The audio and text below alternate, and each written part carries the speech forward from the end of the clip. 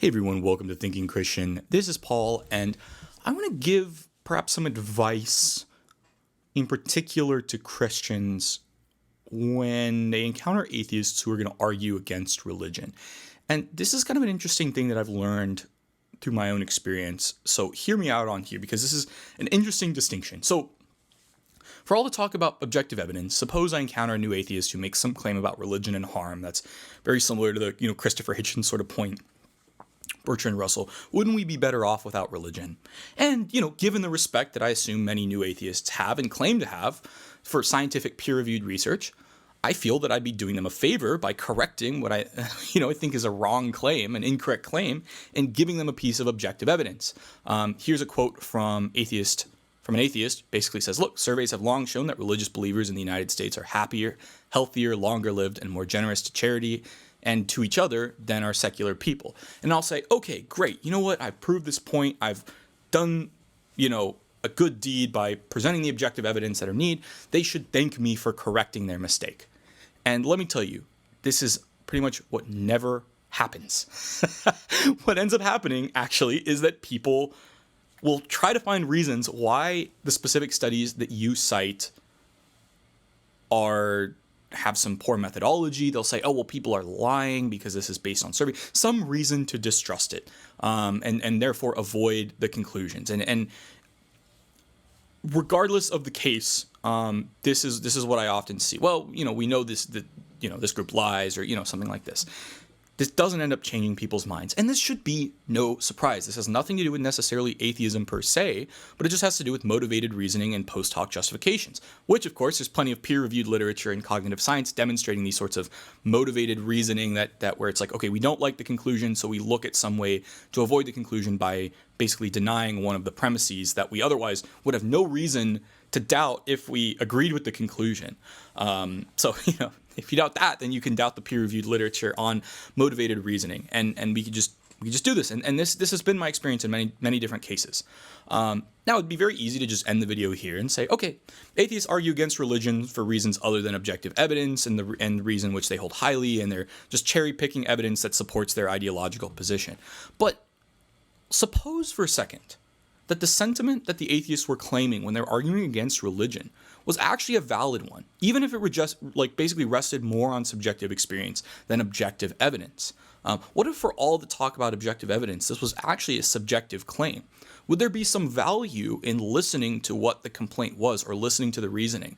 What if me presenting this evidence is actually me ignoring the point or the sentiment that's actually being communicated? Now, part of that may be my fault for misunderstanding it, and part of it may be the atheist that I'm talking to's fault for always just dismissing subjective experience and not realizing that they're coming from a subjective place when they're making this claim. But let's try to move past any of this name calling, any of this sort of blame game type of stuff, and actually pursue a deeper understanding here. To make this point, suppose you're a Christian. What's the first thing that comes to mind when I say Christians or the word church? There's probably a bunch of positive stuff. When you think of just church, and for instance, church is a better example. You're going to think oh man, here's a group of people that love me and support me and accept me. Maybe church feels like a refuge from the sort of hyper competitiveness of society, and just a group of people that have your back. But then think about what people think of when they're not a Christian. Think about atheists, particularly new atheists, people that don't identify with a specific religion or were brought up in a specific religion. Maybe what comes to mind for them is actually a very different picture than your own. It could be a different denomination. I mean, there are Christian sects that honestly behave like cults. I hate to say it, but this is just a reality of the situation, that this is the case. And that doesn't invalidate Christianity or the objective claims of Christianity as a whole, that there are people that behave poorly, but this is just the reality. And what if it's the case that this is what we're arguing about? What comes to mind when we're saying these words, as opposed to whether or not the state of the research points to one conclusion or another? And what if we miss actually having a deeper conversation or understanding or finding some common ground because we're so focused on being right or proving our point here? So point right, most Christians have positive views of the church, Jesus, or God. I mean, I'll be honest, if I grew up with a negative view in some aspects of the church, and I was not a Christian for a very long time for this reason.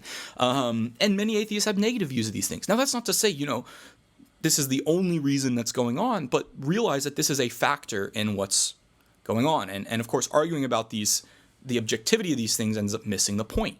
The atheist may make valid subjective claims about their experience with Christianity or what they've observed, and these claims could be worth listening even if their experiences don't reflect the majority or even the overall objective state of the evidence. Now, let me give you an example.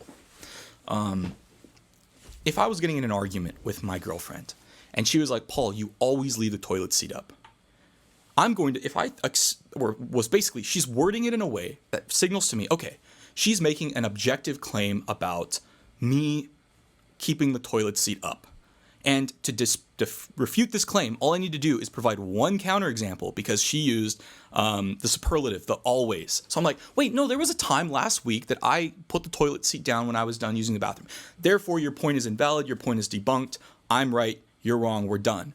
But really, that misses the point. Now, maybe she could have worded this better, but the point here is that she doesn't want me leaving the toilet seat up. This is the claim. This is just like, this never happens in my house. This is just like the first thing that came to mind. But really, this is the point here, right? What if I'm missing the point by focusing on the type of evidence that I'm used to in my very analytic, mathematical type of work, and I'm applying this to a different use of these words in different language? Like, what if the point that she's trying to say, and maybe she could have worded this better in this case, she could have said, hey, I would appreciate it if you would put the toilet seat down. That may make it clearer for me to understand what she's saying, but it's also up to me to understand what she's saying, because what I'm looking for is a healthy relationship, mutual understanding, these sorts of things. So it is both in her interest to word it, but it's also my interest to try to understand what it is she's saying, ask clarifying questions, these sorts of things. And when the skeptic or when the atheist points out issues with Christianity, there are many of these issues that are worth listening to, even if the evidence doesn't objectively point to these being the case. But there is a link, or maybe based on the experience of news or things that they've experienced, what comes to mind for them are things like homophobia, racism, violence, legalism, self-righteousness. And I understand the sentiment to say, hey, wait a minute, there are all these studies that show for every point of religiosity, it decreases racism, actually. That's where we want to jump to. But is it possible that somebody could have very valid subjective reasons for thinking of this link, and it's worth listening to where they're coming from and what the perception is, because they may be right? Like, when people do claim that, they're doing the work of God by, like the Ku Klux Klan, I'm going to very clearly say, if somebody was like, hey, Paul, do you think these people are accurately reflecting the teachings of Jesus? I'm going to be like, hell no. I could understand if somebody's experience with Christianity was something like the KKK, why they would think it was negative. But then it would, of course, be my goal to say, well, here are the reasons why I see it differently, why Christianity has been beneficial to me and to many other people that I know, and why I think this is, illegitimate in that particular way. So in that case, what you're doing, you're moving past the sort of the language games and moving towards deeper understanding here. So yeah, just saying basically, do you understand why, okay, I understand your concern, but do you understand from my perspective why I would see it differently or doing something else? This is actually something that furnishes understanding. And you don't even have to ask this question directly. Just put yourself in their shoes and say, hey, could there be a reason that this person comes to this conclusion, even if it's not necessarily objective per se, for whatever reason? And if so, perhaps the first step is actually saying, hey, you know what? I think if that was the case, I would understand why you would come to this conclusion. But here's why I've come to a different conclusion. And then you can, of course, provide your evidence. But I think people, we need to feel understood first. We need to make sure we're not talking past each other. And unfortunately, I think this is what happens. And I've definitely been guilty of this as well. So the point here is that we often use objectivity as an actual rhetorical tool. And subjective experiences are valid, even if they're different than the scientific types of experiences or other types of evidence. And I would say plenty of atheists and Christians often dismiss subjective experience, not realizing that we always filter the objective world through our own subjective experience and our own subjective lens. And that's not to say that objective truth doesn't exist, can't be achieved, we can't do better. And I'll give you a reason to think that in a second. But it's just to say we need to, of course, acknowledge the fact that we could be coming to any conversation with a certain bias, with a certain leaning one way or another. That doesn't mean it's impossible to find truth or common ground, but we, of course, the way we do this is by acknowledging and addressing what we may come to the table with, not by pretending it doesn't exist or pretending we're somehow more objective than the other person. Because what ends up happening, right, we try to show that the other person is subjective and we're objective. So we use objectivity not as a way of seeking truth, but actually as a way to try to have the rhetorical high ground, which in and of itself is a subjective type of thing. So this is from JC himself. Why do you see the speck in your neighbor's eye, but do not notice the log in your own eye?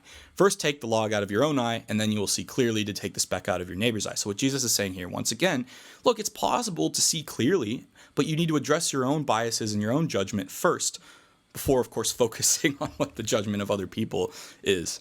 Sometimes it's much clearer to see the faults of others. I think this is what the Buddha said. It's very clear to see the faults of others, but our own faults, we kind of hide them like a gambler hides his own die. Is kind of funny. So anyway, thanks for watching. Thanks for listening. Let me know what you think, and have a good one. Have a good one.